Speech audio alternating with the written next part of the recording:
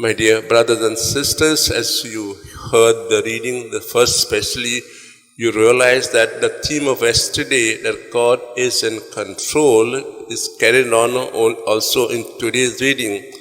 But it is extended a bit. It says when God holds our hand, we can move forward in safety. Reminds me of a small anecdote which I think I've shared here. It's about a little girl and her dad who were walking across the bridge. The planks were shaking. It was rickety. And as they started walking across the bridge, the planks began to shake, and the girl replied, "Dada, Dada, hold my hand."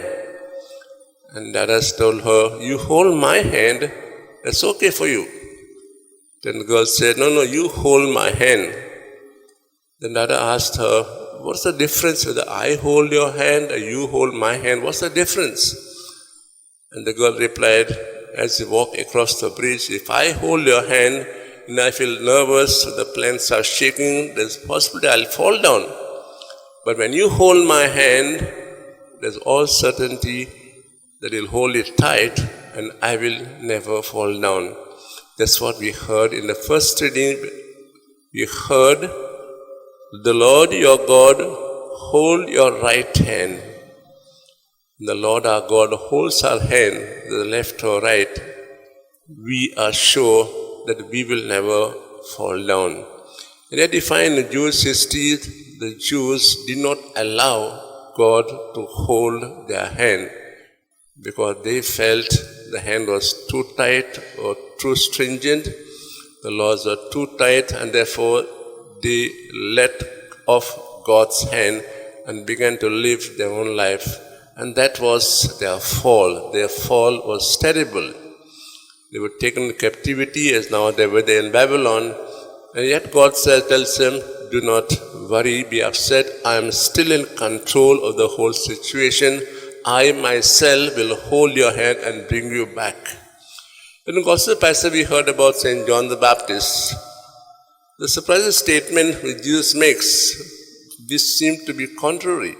He first says, among all prophets of the Old Testament, John was the greatest. And yet it says in God's kingdom, he is not so. We know John the Baptist was a precursor, man of the Old Testament, to prepare. He told about Jesus and nothing more than that. It's the kingdom of God are children like you and me who have experienced God's love in different ways, who have with us the Holy Spirit, who have felt the touch of God the Father, Son, and Spirit, and we have tried to live it as best as we can. And therefore we children are, in a way, can be and will be in God's kingdom the greatest. So let's pause for and ask ourselves, as we are in this Advent, let us let off go so that God can hold our hand and move us ahead. We ask for the grace that you open our minds and heart from within for God to come in and help us to move ahead.